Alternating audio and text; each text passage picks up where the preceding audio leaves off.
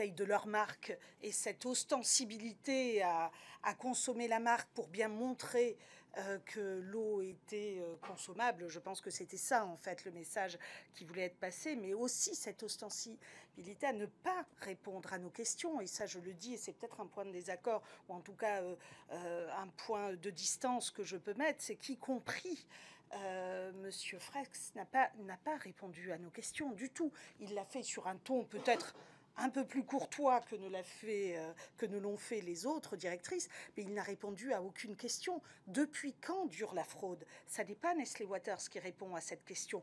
Depuis quand dure la fraude? On trouve la réponse à cette question dans un document de l'État qui a été envoyé lors de l'action judiciaire des Vosges. C'est à ce moment-là qu'on trouve ce document de l'État qui dit que la fraude durerait depuis une vingtaine d'années.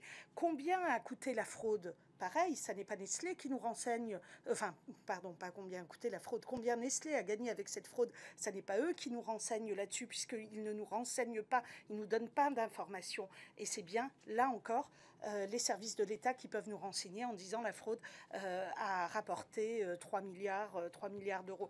Donc, en réalité, ça n'est jamais Nestlé qui apporte les réponses par aucun de ses directeurs.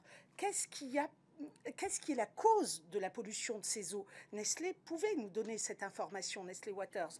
Les dirigeants pouvaient nous le dire, c'est important de le savoir. Quand on sait qu'il y a de la matière fécale, quand on sait qu'il y a des pesticides, des PFAS, etc., dans une eau de grande consommation, on peut se demander quelles sont les causes et vous, quelles sont les causes que vous pouvez nous donner. Ça n'a pas été dit par aucun des dirigeants.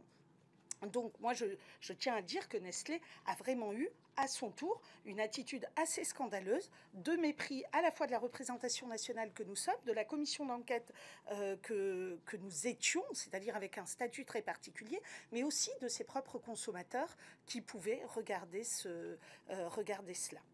Voilà ce que moi je peux dire en tout cas sur la manière dont nous avons vécu Nestlé, enfin les dirigeants de Nestlé Waters.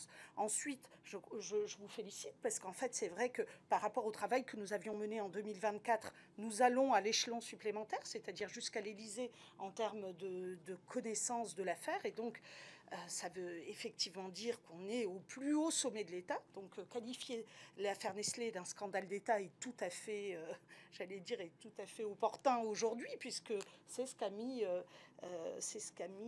en évidence le travail de la commission d'enquête, et c'est ce que le rapporteur disait. Donc ça, c'est un point qui est vraiment très important. Et puis peut-être un point, si tu me permets, qui fait partie des recommandations qui sont dans le rapport et dont on a peut-être moins parlé, qui est la protection des consommateurs.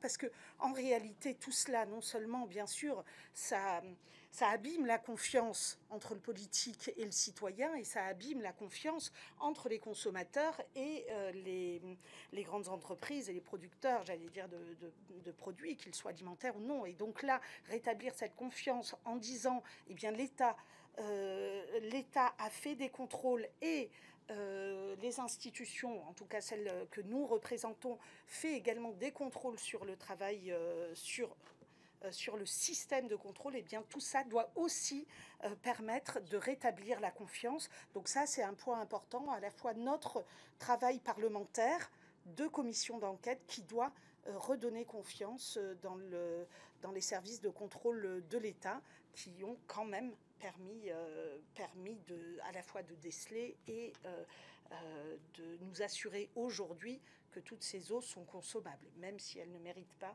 le titre d'eau minérale naturelle.